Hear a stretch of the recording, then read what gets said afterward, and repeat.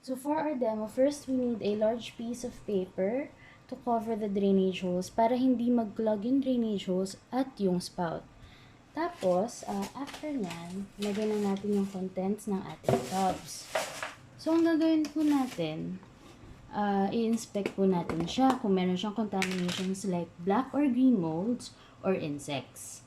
Okay, so hiwalay po ang ating tubs ng cooked food and ng mga vegetable scraps. Okay, so lagyan na natin sila.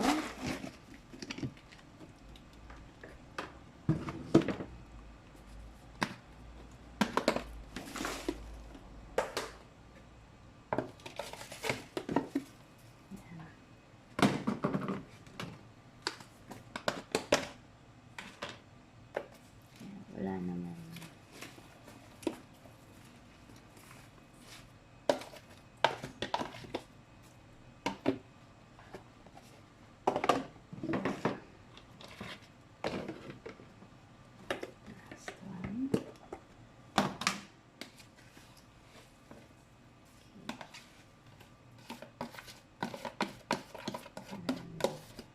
Usually kasi yung mga molds and insects, may kita siya sa ibabaw ng paper kanina. So, we still have more. This is from today. Mga fruits and veggie scraps ko today.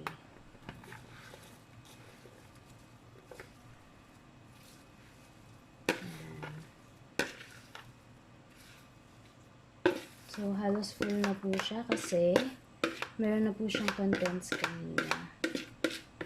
Parang almost half full na rin po yung bode ko.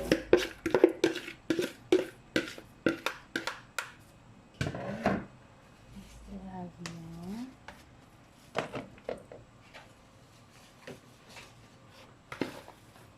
Ayan. Compress lang po natin siya.